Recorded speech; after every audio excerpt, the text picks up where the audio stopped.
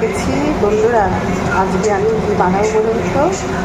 দই পটল, তবে নিরামিষ নয়, আমিষ, মানে পেঁয়াজ আদা রসুন দিয়ে এই মশলা আমি করছি।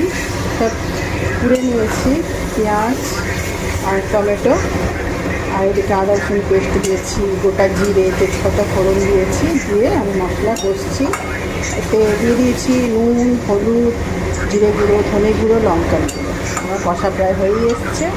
আর এদিকে আমি দই ভালো করে ফেটিয়ে রেখেছি। আর বানিয়েছি আলু ভাজা, এদিকে হবে উচ্ছে ভাজা, আর ভাত তো হচ্ছেই, আর এদিকে ডাল, মানে ডালটা করবো। আর এই হচ্ছে আজকে দুপুরে রান্নার মেনু। আর এদিকে আমি দেখুন এইভাবে জগের মধ্যে ফোন সেটিং করে নাটক শুনি আর রান্না করি। আমার মতো তোমরা কারা কারা আছো যারা গল্প শুনতে শুনতে রান্না করতে ভালোবাসো? কমেন্ট করে অবশ্যই জানাবে। তো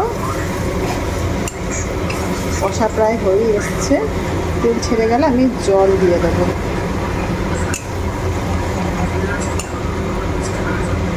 খুব সুন্দর একটা সুগন্ধ বেরোচ্ছে, হয়ে গেছে প্রায়। এবার আমি তেল ছেড়ে দিয়েছে না, এবার আমি পটল ভাজা সব দিয়ে দেবো। ভালো করে কষিয়ে নেবো। গ্যাসের আঁচটা আস্তে করে দিলাম। এক হাতে ফোন ধরে আছি তো কড়াইটাও বেঁকে যাচ্ছে। বন্ধুরা, এবার আমি এভাবে ভালো করে কষিয়ে নেবো ফেটিয়ে রাখা টক দইটা।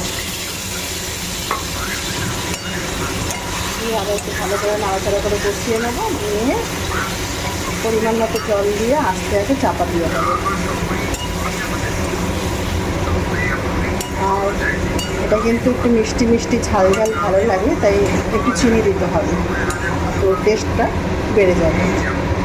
তুলে নিলাম। কত সুন্দর তেল ছেড়ে দিয়েছে, দই দেওয়ার পরে কালারে কত সুন্দর চলে এসেছে। কষিয়ে নিই, তারপরে জল দেবো ভাবছি। এবার আমি পরিমাণ মতো জল দিয়ে দিলাম, দিয়ে অল্প জল দিয়েছি। এবার আমি চাপা দিয়ে দেবো, দিয়ে দেবো গরম মশলা। ব্যাস, আমার রান্না রেডি হয়ে গেল, দই পটল। তোমরা কারা কারা ভালোবাসো কমেন্ট করে অবশ্যই জানাবে। গ্যাসটা আমি বন্ধ করে দিলাম। তো বন্ধুরা, কেমন হয়েছে বলো কিন্তু। তো আমার